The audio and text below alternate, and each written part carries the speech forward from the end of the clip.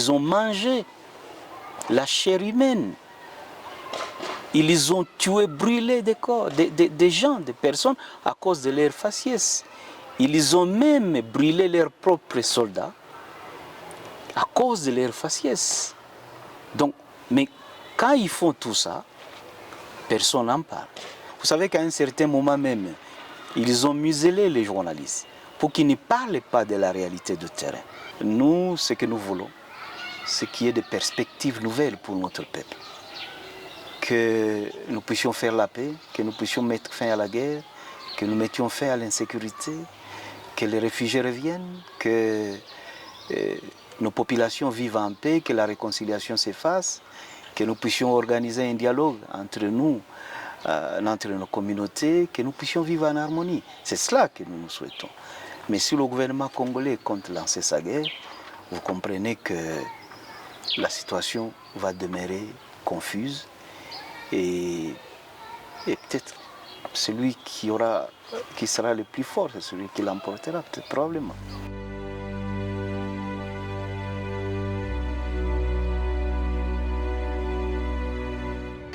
Monsieur le Président du parti M23, on a attendu cette interview. Merci de nous avoir reçus. Je vous en prie.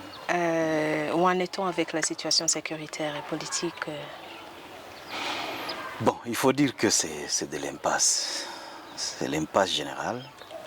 Parce que sur le plan sécuritaire, avec les 280 groupes armés qui existent sur l'étendue de l'Est du pays, avec le statut officiel que le gouvernement congolais vient d'accorder à ces groupes armés, avec l'alliance que le gouvernement congolais vient de tisser avec les génocidaires rwandais de 1994, les FDLR, et qui violent, qui tuent le peuple congolais. Et en ce qui nous concerne, nous, qu'il n'y ait pas de perspective politique par rapport à la cause que nous défendons. Donc vous comprenez que la situation elle est très mauvaise. Sur le plan politique, vous savez qu'on a taillé aujourd'hui des lois sur la tête des opposants où on essaie de réduire l'espace politique pour les opposants. On arrête et on tue des hommes politiques de l'opposition et qu'au-delà de ça, sur le plan des élections, qu'on essaye de tailler le processus électoral à l'image d'un seul homme et que les pays ou le gouvernement congolais ne soit pas en mesure de répondre aux problèmes des sociétés qui se posent. Donc vous comprenez qu'il n'y a rien en perspective et que le pays se porte très mal. Et pensez-vous que la guerre pourra reprendre à tout moment? Bien, au regard des préparatifs de guerre qui se font actuellement dans la ville de Goma, avec toute cette force que le gouvernement congolais a amassée dans la ville, et des mercenaires qui ont été recrutés en Europe de l'Est, et des FDLR qui sont en train de se promener dans la ville avec des armes, tous ces groupes armés qu'on appelle des Wazalendo qui se promènent, les drones qu'on achète pour faire la guerre. Je ne pense pas que cela soit pour probablement faire la parade dans la ville. Je crois que le gouvernement congolais est déterminé à faire la guerre. Et d'après les informations que nous avons, ils risquent de la lancer incessamment. D'ailleurs, eux-mêmes font de la publicité autour de cette prochaine guerre qu'ils préparent. On a suivi des officiers FARDC qui disent à la place publique et que maintenant qu'ils en ont assez avec les M23, qu'ils vont passer à l'offensive. Évidemment, nous savons qu'ils ont toujours été dans l'offensive et nous sommes prêts à nous défendre. Et pensez-vous que la situation actuelle vous permettra d'atteindre votre but? Vous êtes toujours déterminé à continuer? Oui, parce que nous pensons que le peuple congolais est en train de prendre de plus en plus conscience de l'incapacité de ses propres autorités à répondre aux problèmes de notre société. Et je pense que cela pourrait nous aider maintenant à amener le peuple congolais à appuyer notre lutte. Il y a une machine propagandiste à Kinshasa qui vous habille l'image du terrorisme. Quelle est votre réponse là-dessus? D'abord, il faut dire que le terme terroriste, comme je l'ai dit au départ, c'est un terme qui a été fabriqué par le gouvernement, mais qui ne se vérifie pas sur le terrain. Parce que les autres disent que nous sommes une organisation organisée, professionnelle, avec laquelle il faut prendre langue. Tandis que de l'autre côté, on retrouve une coalition de génocidaires, des groupes armés, des miliciens qui tuent, qui pillent la population et qui malheureusement à un certain moment ont été appuyés par les Nations Unies. Et donc vous comprenez que chaque fois que ces gens-là tuent, chaque fois que ces gens-là pillent et ils violent la population, comme à plusieurs endroits, notamment à Kichanga, notamment à Busumba, à Kirolirwe, à Bouiza, personne n'en parle. Parce qu'au fait, ils ont mis en place un dispositif de communication qui fait la propagande des choses qu'on fabrique contre nous et qui tait ce qu'eux-mêmes font. Alors, donc vous comprenez qu'on est face à une telle machine qui raconte aux Congolais ce qu'ils veulent à ce que les Congolais entendent et non pas ce qui se passe réellement lorsqu'il s'agit des conflits entre les M23 et le gouvernement. Ils ont réduit les journalistes à des propagandistes du gouvernement qui ne parlent que de ce que le gouvernement veut. Mais le massacre qu'il y a eu à Goma récemment, je crois que ces massacres ont permis à l'opinion congolaise de comprendre ce qu'est réellement les FARDC, ce que sont réellement les FARDC, ce qu'est réellement leur gouvernement.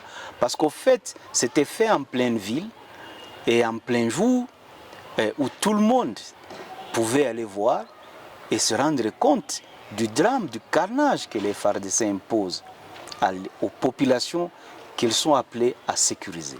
Donc, vous imaginez que quand ces carnages se passent dans des villages, ils n'en parlaient pas parce qu'il n'y a pas de caméras, il n'y a pas de journalistes, il n'y a personne.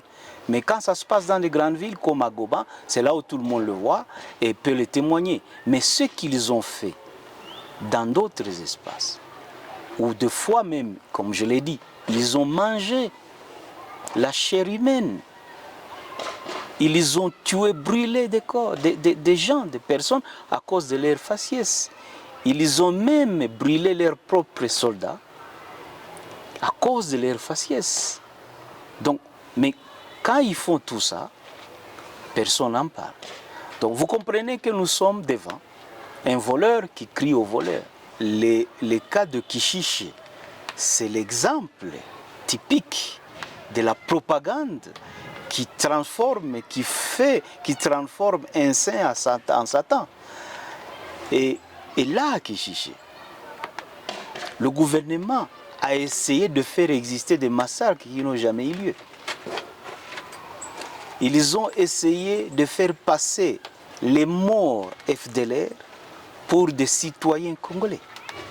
Ils ont essayé de faire passer des combattants tombés, ou des combattants Wazalendo, comme on les appelle aujourd'hui, parce qu'on leur a donné un statut officiel. On a essayé de faire passer leurs morts pour des morts de civils. Mais le monde ne s'est pas trompé. À un certain moment, le monde a essayé de le suivre. Mais lorsqu'on a commencé à lancer des enquêtes sur le terrain, on n'a jamais eu une preuve d'un quelconque massacre à Kishiché. Donc vous comprenez que le cas Kishiché, c'est un cas qui explique mieux cette machine propagandiste du gouvernement qui a mis en place pour salir ceux qui ne partagent pas le même point de vue qu'eux. Et les nouvelles troupes SADC, il semble que la population continue à souffrir. En ce qui concerne la SADC, il faut dire que nous ne sommes pas informés parce que nous ne faisons pas partie de cette démarche-là. il n'y a que le gouvernement congolais qui sait ce qu'il veut. Mais ce que nous souhaitons, c'est que la SADC s'inscrive dans la voie de la paix. Et parce que la SADC a été avec nous lorsque nous avons signé les déclarations de Nairobi, la SADC a signé comme garant de la mise en œuvre de ces déclarations. Je trouverais mal aujourd'hui que la SADC prenne, fait et cause pour une partie au conflit. Je crois que ça serait une contradiction par rapport aux engagements que la SADC a pris. Et bon, on n'est pas associé dans le processus de désarmement, d'après ce qu'il dit. Oui, c'est vrai, on n'est pas associé. Et nous ne pensons pas que ce soit cela qui soit l'essentiel, qui soit ce qui doit être fait. Parce que pour nous, ce qui doit être fait, c'est le dialogue pour faire la paix. C'est le dialogue pour résoudre les causes profondes des conflits. Mais nous avons constaté quand même que la communauté internationale a fourni des efforts pour nous impliquer dans le processus de paix. Nous avons suivi l'Union européenne, nous avons suivi les Nations Unies, nous avons suivi l'Union africaine et même l'East African Community ont demandé au gouvernement congolais de nous considérer comme un partenaire fiable pour faire la paix et qu'il fallait dialoguer avec nous. Mais le gouvernement congolais a refusé cette solution négociée. Eh bien, je pense que ce qui pourrait arriver, le responsable, ça sera le gouvernement congolais.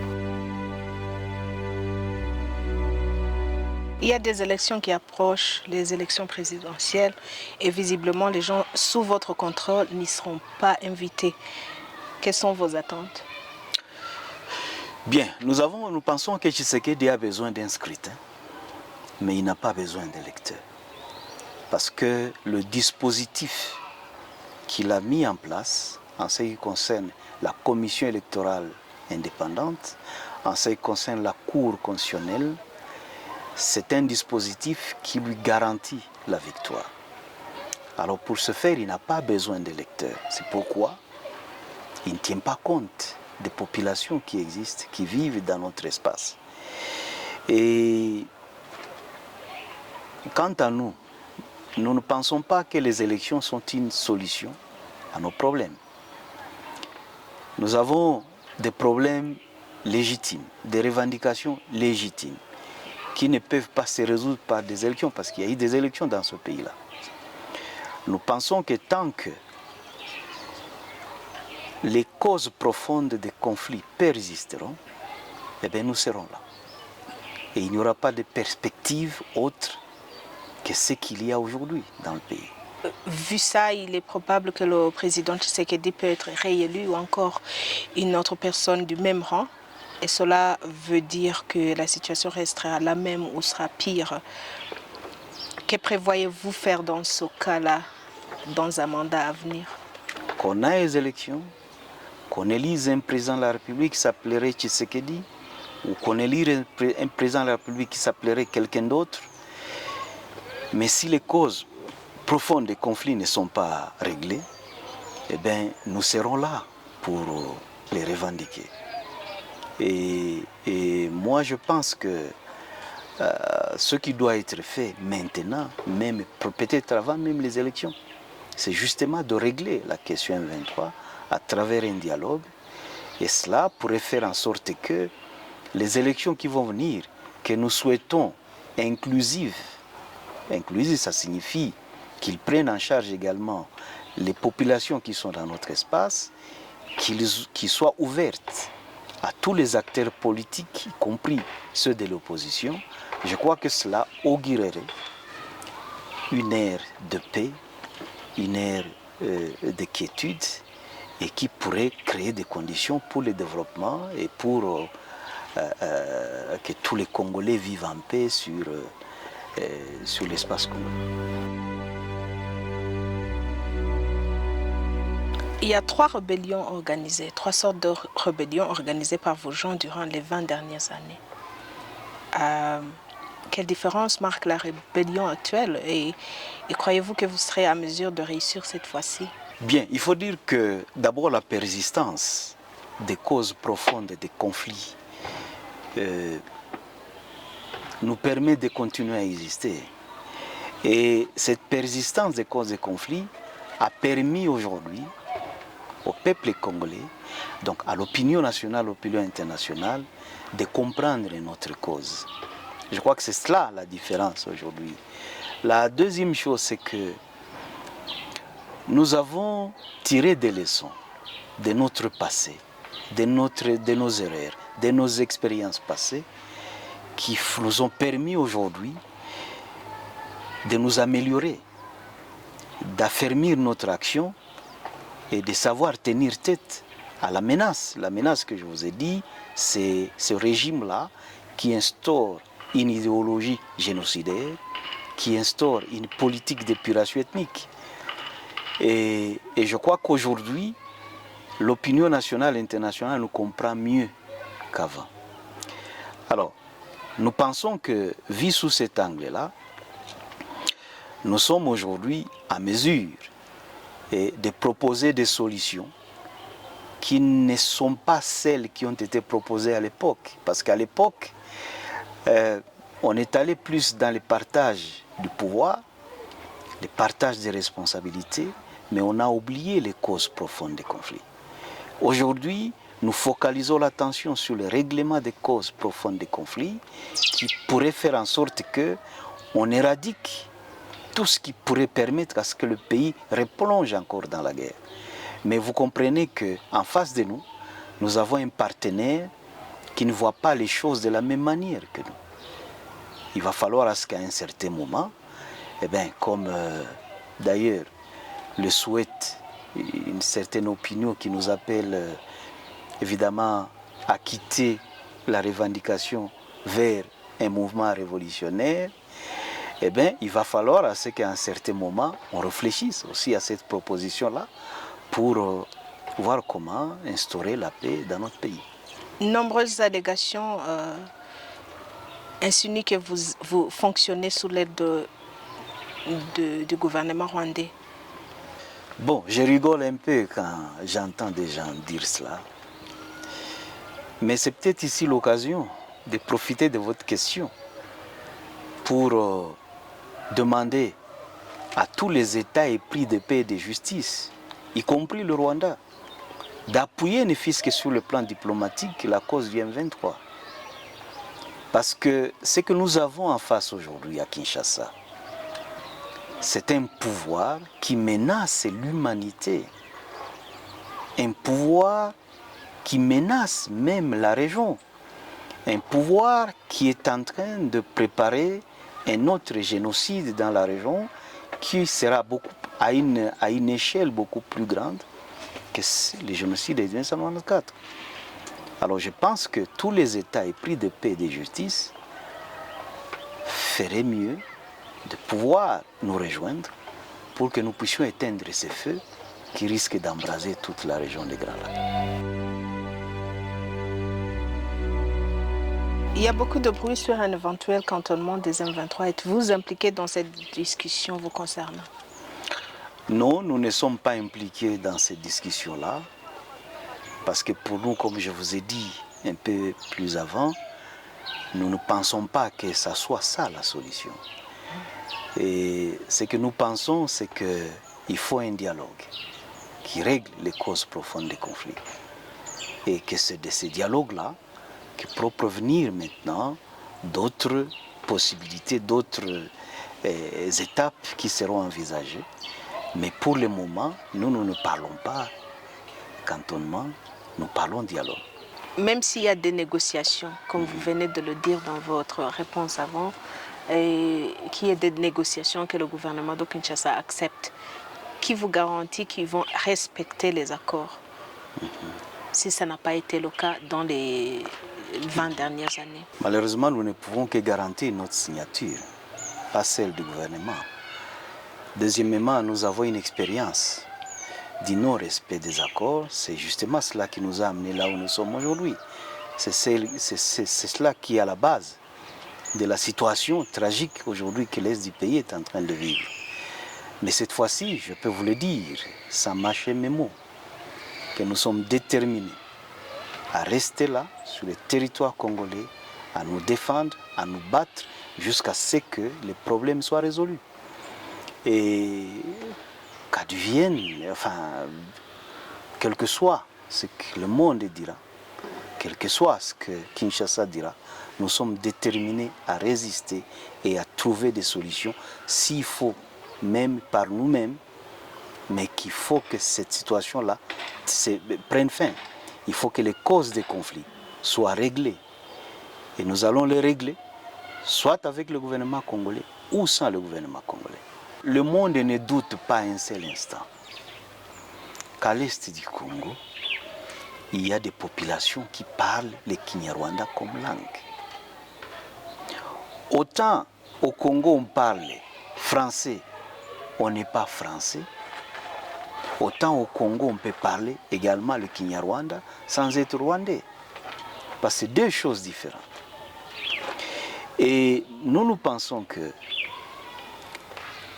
le gouvernement congolais, étant incapable de répondre aux questions des sociétés, aux problèmes des sociétés, il s'est fabriqué un bouc émissaire, il s'est fabriqué un ennemi commun aux Congolais pour focaliser l'attention des Congolais sur cet ennemi commun fabriqué, au lieu de focaliser l'attention sur les promesses qu'il a faites pendant la période électorale. Et ça distrait les Congolais, ça fabrique un bouc émissaire qui porte la responsabilité de l'échec de l'État à répondre aux problèmes de société. Voilà ce qui se passe. Donc, on n'a pas à démontrer que les rwandophones congolais sont congolais. On n'a pas à le démontrer. Parce qu'ils habitent leur terre. Les Congos les a trouvés sur leur terre. S'il faut qu'aujourd'hui, qu'on leur dénie la nationalité congolaise, eh bien, on doit les laisser partir avec leur terre. C'est cela la logique. Le Congo nous a trouvés là où nous sommes. Et le Congo doit faire avec nous tous. Si le Congo ne veut plus être Congo ou refuse d'être Congo sur les espaces qu'habite le rwandophone, le Congo doit s'en aller. Monsieur le Président, une autre question de curiosité. La communauté internationale continue à octroyer le refuge à tous ces Congolais depuis déjà 30 ans, ou plus que ça. Et personne ne se soucie de leur demander pourquoi vous avez fui, pour essayer de régler leurs problèmes de base ou les problèmes qui les poussent à fuir. Et quel est votre mot là-dessus? Quel est le message que vous aimeriez porter à la communauté internationale? Bon, il faut dire qu'il y a une part de la communauté internationale dans tout ce qui est arrivé. Ça, nous ne pouvons pas le refuser parce que la communauté internationale, et ce qui est normal d'ailleurs, défend ses intérêts. Les États défendent leurs intérêts. Mais les États qui s'appellent civilisés, qui prônent les droits de l'homme, qui protègent par des textes qu'ils ont votés aux Nations Unies et dans les différents forums pour protéger la vie humaine, devraient normalement s'engager pour protéger ces citoyens congolais aujourd'hui qu'on qualifie de non-congolais à cause de la langue qu'ils parlent, qu'on envoie aujourd'hui en exil et qu'on tente de faire passer pour des apatrides. Je crois que la communauté internationale devait se lever ensemble et dire non à ça. Mais il faut dire que si la communauté internationale ne le fait pas, cela ne veut pas dire que nous, Congolais, nous ne devons pas le faire. C'est notre droit. C'est le droit de tous les rwandophones de pouvoir défendre, de pouvoir se lever et défendre leurs droits de cité, leurs droits de citoyenneté. Et je pense que jusqu'à présent, à travers les M23, ils le font si bien. Parce qu'ils ne refusent les droits de nationalité à personne d'autre Et ils se considèrent comme des Congolais. Ils considèrent tous les Congolais comme des Congolais.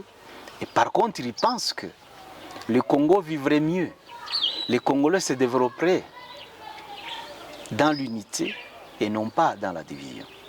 Ça, c'est ce que cette population-là qu'on est en train d'exclure pense aujourd'hui.